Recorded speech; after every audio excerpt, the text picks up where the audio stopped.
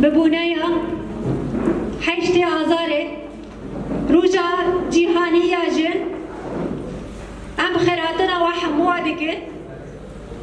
جا احزاب سياسي رغبريا خسر اتحادات سازي وتفكرين جهنة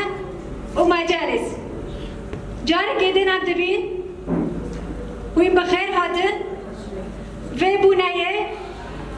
ما خاصكو ام حمول في داره حاضر ببين جبوكو نقاش انقران بها ام بهافرا دفي بانيلي دا بكن يا شهيد يا شهيد يا شهيد خالد لن نمت خالد لن نمت دملي جن دا دبي دملي مير دا دبي دبيكو دداوية دا ام بچار سرية كده هدف ما جبين ادوي افلقو برسكلك كو ام جيان دكن هيدي ام درباز بكن.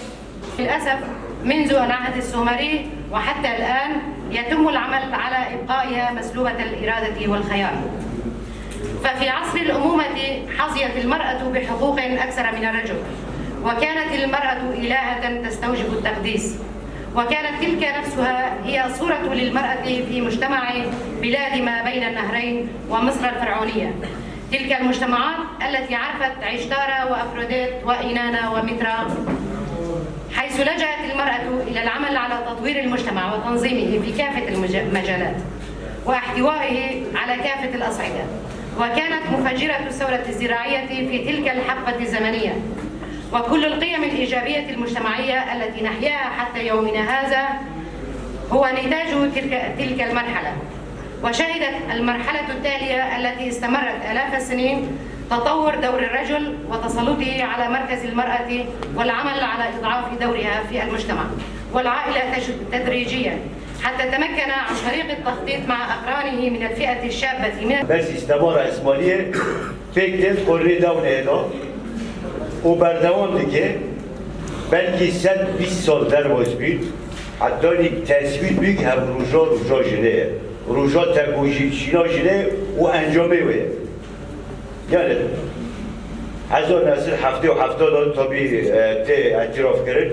اما رئیسته به تنه نگه جاره سرک میگی تنه نگه جاره سرک دیخسته حوالیش تبگراش دیتی نبه دستبه دیروگه جن دیروگه چه بید و رو جامعه هرو چه بید السر و اساسه به درکتن فکر فلسفه ری براکو به فلسفه خواهی دموکراتیک در رولا جن دهندر به فلسفه دا دهندر به سیستمه دا و آواقنا حرکت ها جن هرو گرک هم خاناس کرد بلکه مقاله مای محمد جی چهره گره گو اگر هوا جن گرک هرو ببین چاوا اندر سیستم دا خبر خستن بکن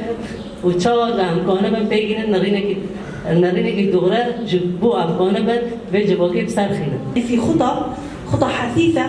لتطوير المرأة ومبدأ حرية المرأة. إنه هالسنة ب 8 آذار التغت جميع الاحتفاليات مشان هالمناسبة العالمية